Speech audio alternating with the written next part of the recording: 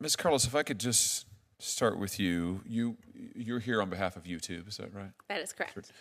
Can you tell me, why is it that YouTube has monetized videos that teach people how to generate pornographic deepfakes of women? Why does that happen on your platform? Thank you for the question. Protecting our users is one of our top priorities. My general expertise is in music policy, so I'm not in the best position to answer that question, but I'm happy to follow up with you. But do you know how many such videos there are out there that are these are monetized videos now on YouTube? I'm not aware of that number. I can't say that our community policies do not allow that type of content on our platform. Well, Forbes magazine just reported that YouTube's in fact promoted over 100 YouTube videos with millions of views that showcase AI deepfake porn and include tutorials on how to make deepfake porn, particularly porn that targets young women. Do you have any idea how much money YouTube has made off of this monetization? Thank you for bringing this to my attention. I do not have detail on this specific news article. I'm happy to follow up with you in the committee. So you don't have any idea of how many ad dollars YouTube has made off of this? I do not. Are you aware that one of these websites that was promoted by YouTube in these videos was later cited in a criminal prosecution for AI sexual abuse material generating, let me be more specific, generating AI sexual abuse material involving children? Thank you again for the question, Senator. As we mentioned earlier, YouTube has endorsed the Take It Down Act, and we take these issues very seriously. Again, I'll notify that I represent music policy and do not have that information to give you a fulsome response during today's hearing. Let me ask you this then. If a teenage girl's face ends up in an AI porn video on your platform, what does YouTube do about it? What's her recourse right now? What can she do to get some recompense, get some restitution? After over a year ago, we updated our privacy policy so that anybody who believes that their voice or likeness is being used without their authorization on our platform can submit a request for removal. A request for removal. Is there some policy in getting reimbursement for any profits the company may have made, again, if these videos are monetized? I mean, does the victim get a share of anything? I'm not aware of those policies. I would have to follow up with you, Senator. Why is it that the enforcement of YouTube's own policy here seems to only happen after videos go viral? Is there a reason for that?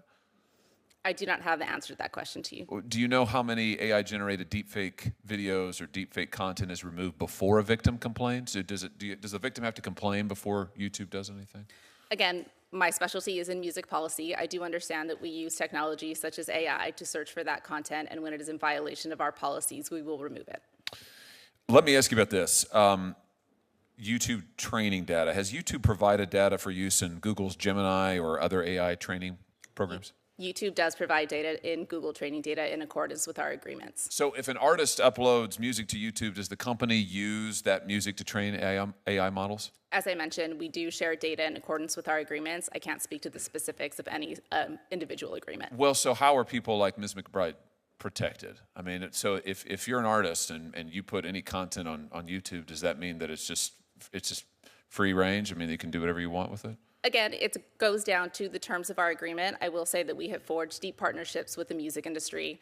We came out of the gate with forming AI music principles with the music industry and are continuing to experiment with them to see how AI can best benefit their creative process. So are there privacy protections? You're telling me YouTube has in place privacy protections for artists? They apply to all individuals on our platform. Oh, so is this, you have to, this is the click wrap scenario? This is in order to watch cute dog videos or whatever, you've got to click the I consent, and that wraps in, you basically give consent for your stuff to be used? There are all different types of various agreements, but our terms of service are included in that batch of agreements. So I guess my question is, where are users told about their privacy protections if they have any, and where do they explicitly consent? They agree to our terms of service, and we also have our privacy policy available on the web. Okay, so that's the click wrap. So in other words, if you come onto YouTube, you want to use it, you got to click through. So you click it, and there you basically agreed to allow YouTube to give your content to AI and allow them to train it without any further consent. Is that basically it?